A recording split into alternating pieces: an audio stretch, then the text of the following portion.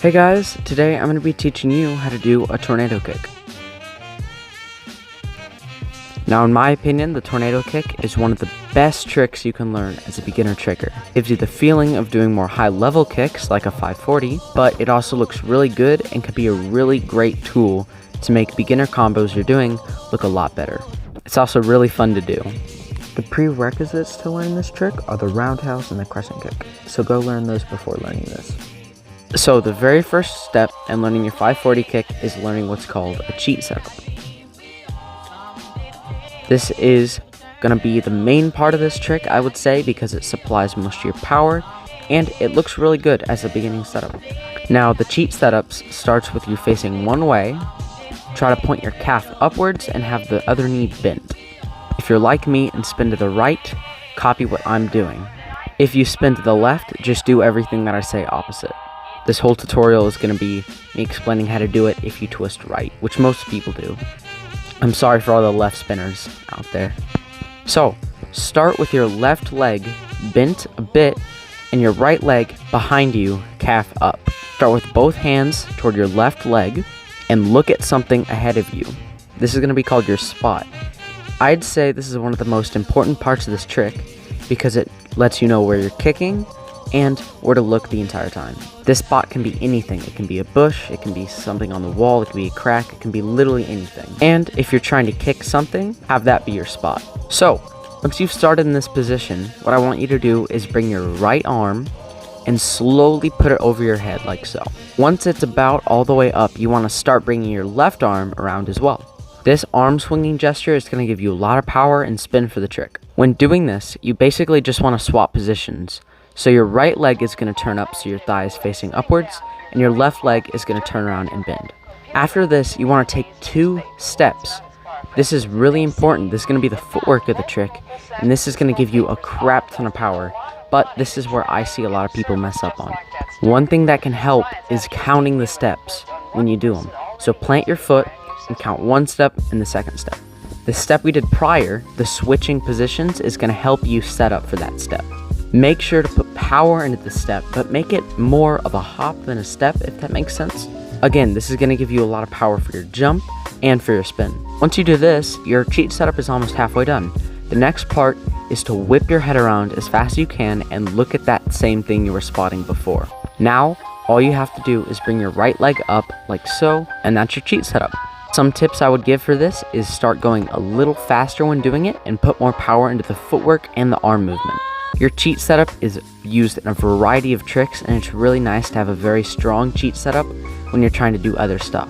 Make sure to pay very close attention to your arm movement and your footwork. Not only will this give power for your trick, but also it will make it look really good if you do those movements right. Practice your cheat setup for a good 5 minutes before doing this trick because that's one of the most basic parts, but it's also one of the parts a lot of people mess up on. Okay, part 2 of doing this trick is the kick.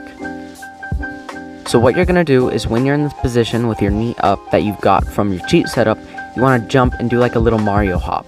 After you've done this little Mario hop, you want to turn your body 180 degrees like so. After you've done this once, I want you to practice it sometimes to get used to it. After that, you want to add your roundhouse kick. So I'd spend about 2 minutes or even more just practicing your roundhouse kick and trying to get it as good as possible. One of the things to take note on is on this kick, you're not actually kicking your target straight on, you want your leg to swipe past it like so. You're not really kicking the target, you're kicking through it. So instead of kicking straight forward, try to do a little swipe motion with your foot. This is weird to do on ground, but it'll make your kick look way better. Once you practice this, now all I want you to do is just add them together. So start with the Mario hop, turn the 180 degrees, and when you land on your right leg, you just want to send that kick. Start doing this more and more and try to bend your right leg sideways so it can easily open your hips to do the kick. Now what I want you to do is try to get the kick a little earlier, so instead of doing it when you land on your foot, you want to try to do it mid-air. Once you're confident that you've done this well, you can move on to the 3rd step. Your 3rd step is going to be putting it all together. So I want you to start with your cheat setup, and then from there, move on to the kick thing we've just done. You don't have to put any power into this, and you can literally just step through it. Though, as you go on, I want you to put a little more power into it. Once you get to a confident spot, all I want you to do is just fill the trick full of power and just go at 100%. Your kick is going to look really sloppy, and it's not really going to be the best, but this is going to be your first official tornado kick. Once you've practiced, you want to try to kick through your spot that you were looking at this whole time, and try to get your leg as high as you can. Again, you want to put a lot of power into this trick. That's what makes it look so good.